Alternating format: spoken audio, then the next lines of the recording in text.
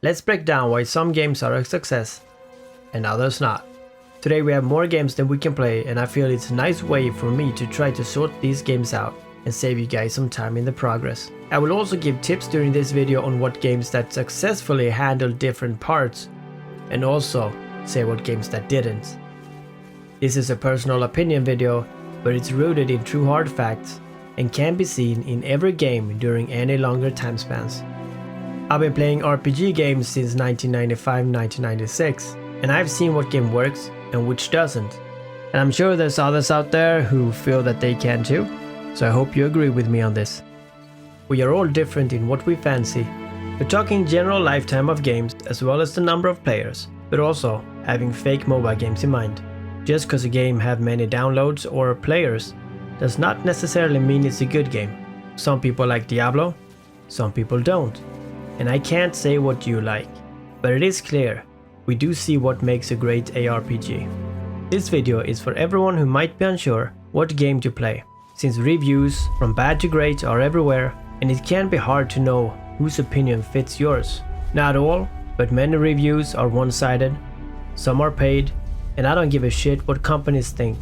We players need good games, so I tell how it is. And who would pay me for that? This video will make it easier to sort throughout all your games yourself, because I will drop some game names.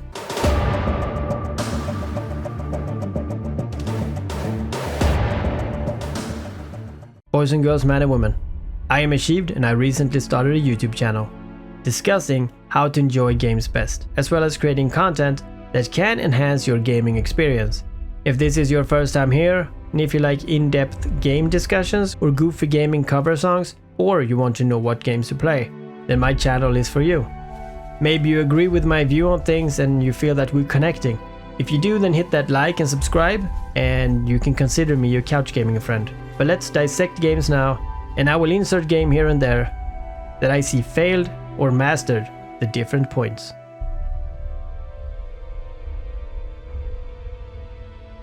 So what ingredients does a great ARPG need?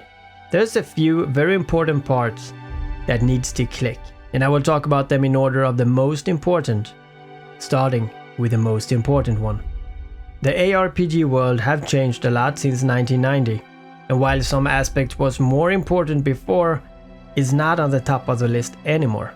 And just so you know, I will mention some RPG games as well as ARPG games that I think needs to be mentioned during this video. The story has always been important in RPG games ever since the beginning.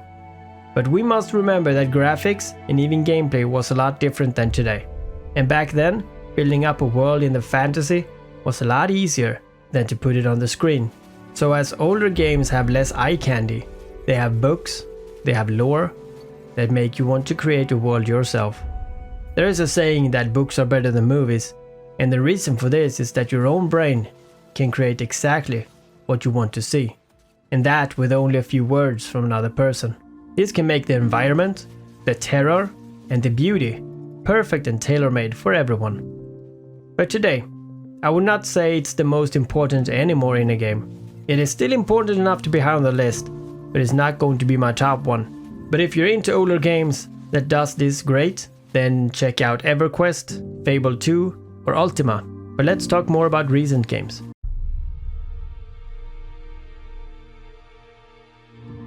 This is a must work in a game today.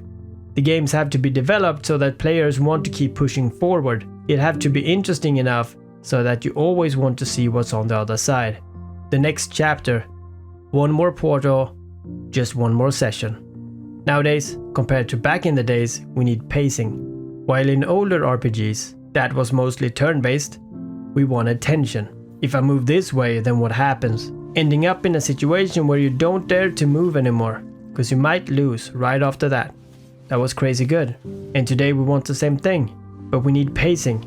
Bosses are a great way to introduce this. Making bosses hard, important, and surprising is a great way to keep players motivated to just grind to the next one, or grind and grind to finally down the boss for a well-deserved break. But you and me know it will not take long enough until you're back on it again. You remember this feeling? Another important thing is abilities within the game, and how or if the character is leveling up Games that have flexible customizations, different appearances on gear, maybe housing, is stuff that personalize your character. And we all know that bonding is a big thing in any encounter. You know when you meet someone for the first time and you notice that you guys are into the same things, you instantly start talking a bit more loose, and most of the time you are genuinely interested. The same with games.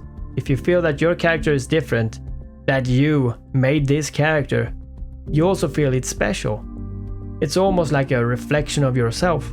Call it freedom by design, not force. And some good games don't have this. And the reason might vary, but I'll talk about this later here in this video.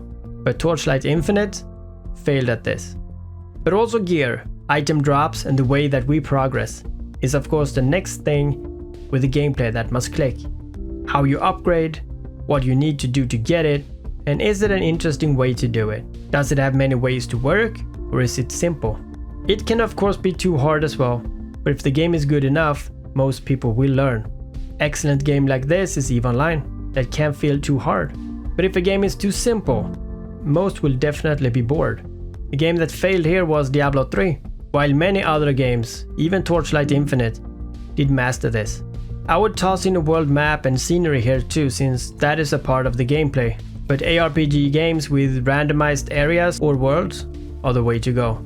Not only for the endless replayability you get, but also since you know from the start that your journey is not the same as others. And single games can get away with this, but the world have to be big enough to not feel crowded. Games that master this is Witcher games, the Fallout series, the Elder Scrolls series, and of course some more are great with that.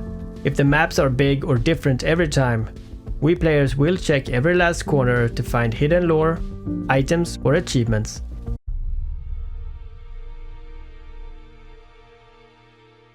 Now only having the battle system does work. You can check mobile games like Nordicania, Dungeon Quest or Eternium, but to make a great game you need lore. If the player is going to be spending hours on end with a set of characters, the game needs to be compelling.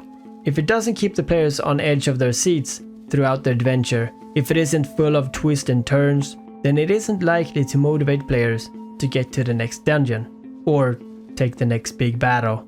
The worst thing that an RPG can do is to fail at hold the player's interest. The very best RPGs remain interesting throughout, even as they swing between intense action and quiet reflection.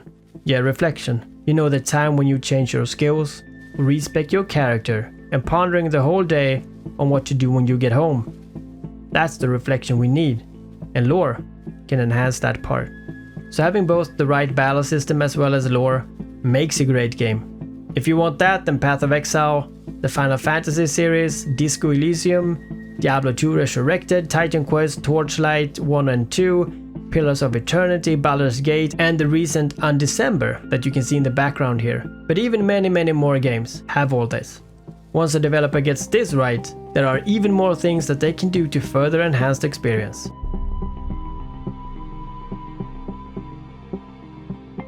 This is the next step. And to explain this in an easy way, watch a movie but turn off the sound. Then you watch the movie again with sound. It's a whole new movie. Emotional music when needed and action-filled tension background during encounters. It makes a world of difference. So a wonderful soundtrack to accompany the game is not to be underestimated. Now we have a great RPG game. But there is a few more things that would be great for both game companies as well as players.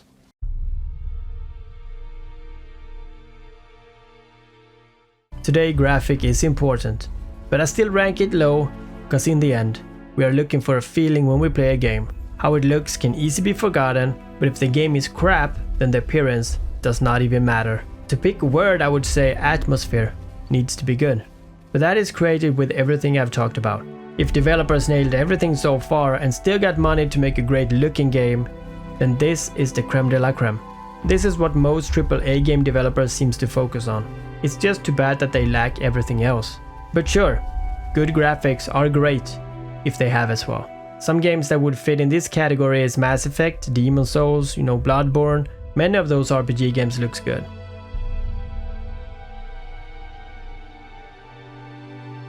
So you beat the game. If this means that the game is done, then there is some stuff to improve.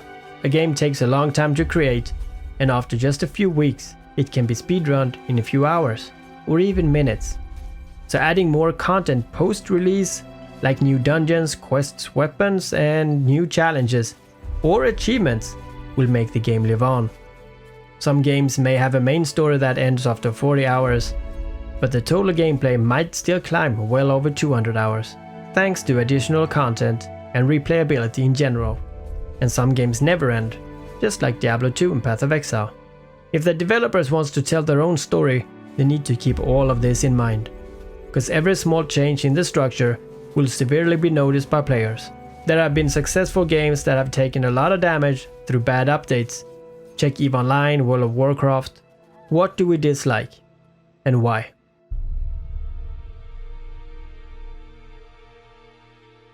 Mobile games are the newest way to get money from a game. And what really is pay to win? What is pay to play? And when does it matter? Let's break my thoughts down regards to this. And first off, I must say, with any game you pay something. Either it's time or it's money. Pay once is just not working, and I agree. I want to know what I buy, and that's the old way to get games. But paying for everything you do is the new way. And this is horrible. As I've said in more than one video, if you have to pay to enjoy a game, you're doing it wrong or you're playing the wrong game. A game should be a great game, and paying should come after. To nail this issue down, I think we have to talk about specific monetization plans. Let's start with pay to play. This is basically games that prevent you from playing or nerfing the game so hard that it is unplayable unless you pay a fee. It's a subscription-based game. Many mobile games have this. We also see it in games that they claim are free to play. There are too many games to mention here, so I will mention a quite famous one. World of Warcraft. You cannot play that game for free, because you cannot do anything. That really is just like shit unless you pay. Unless you can't enjoy a game without money, it's not free to play. Now pay to progress is where you can pay to boost you further ahead. This is how it all started. This was a way for people who didn't have the time to play as much, but still wanted to play with their friends who did have the time. This was a great concept, but since it's hard to make this fair, it's been normalized, and now it's used as a means to get further than others, quicker, so it doesn't really work. Then we have pay to win, almost regarded as worst of them all. And what is the number one question that people ask when a new game releases? Is it pay to win? This is not only to know if the game is unfair. Today, it's a way to know if the game is shit, and this is also not fair. Pay to win is only important if the game is designed to have winners. Games that have a top score, ranking, and of course PvP. Check any gacha game out there. They are designed to make you feel useless, so you need the wallet to feel better and actually have fun. And the biggest one, Raid Shadow Legends? Yeah, we love that one. I also have to clarify that not only these ARPG games and gacha games are pay to win, even Farmville is. The Bubble Witch Saga is pay to win.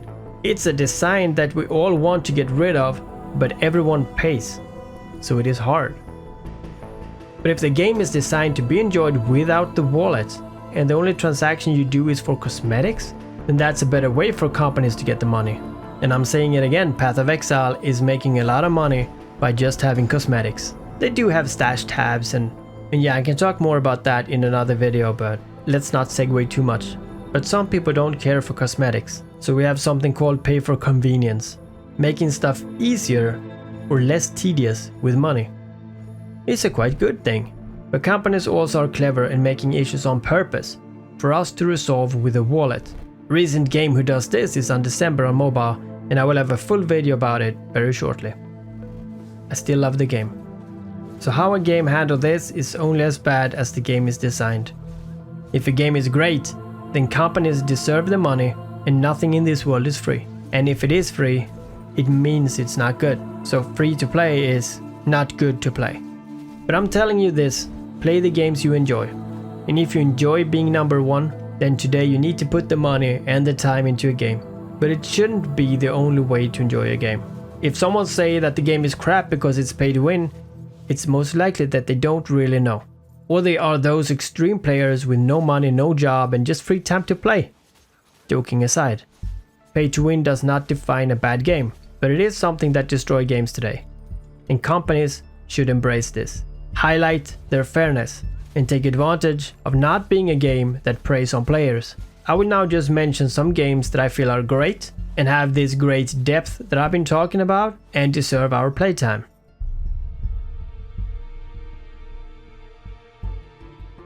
So great ARPGs are Path of Exile, Diablo 1 and 2, Vulcan, Eternion on mobile, Last Epoch, Victor of Ran, Vikings Wolves of Midgard, Van Helsing, Grim Dawn, Torchlight 1, 2, maybe 3, Borderlands series, Destiny is pretty good, at least one was, Titan Quest, and even Minecraft Dungeons are okay.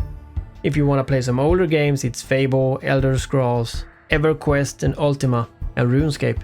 And games that I don't like is too many to mention, so let me know what you guys think in the comments, and if you feel I have the right mindset on how a game should be, or if you want me to expand on a special game. So leave a like, sub if you want more, and I see you guys again.